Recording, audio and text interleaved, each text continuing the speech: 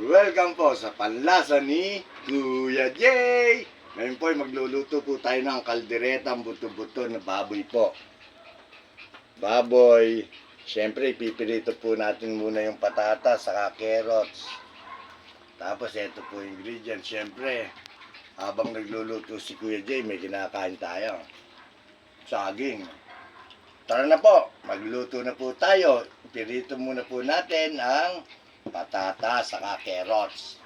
Ano po, pipirito na po natin yung, ayan, pinipirito ko po yung patatas saka po yung carrots. Ito na po yung bawang. Ayan, palabasin lang po natin yung aroma ng bawang.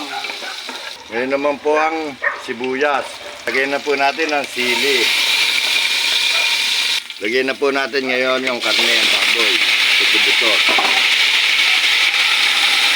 Siyempre, ang pagluluto may halong pagmamahal. Siyempre, yung patis. Siyempre, sinasangkutsa ko po yung rino. Yan, ilagay na po natin ang rino. Ngayon naman po, lalagyan natin ng peanut butter. Saka toyo. Siyempre, tomato paste. Ayan. Konting asukal. Minta. Lalagyan na po natin ang patatas, carrot, saka bell pepper. Hindi ko na po napakita kanina yung nalagay ko po yung 2 tasang tubig. Yung sabaw po. Ayan po, kumukulo na po ang ating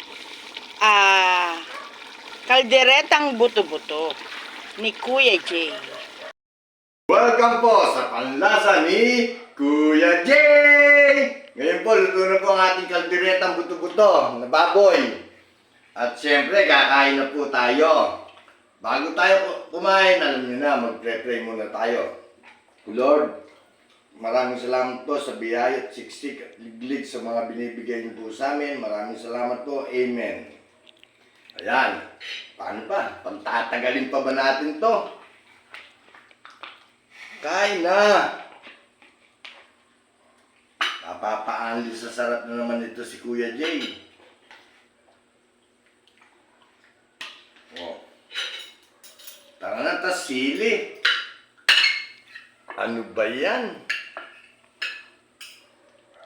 Siyempre, gusto ko masili.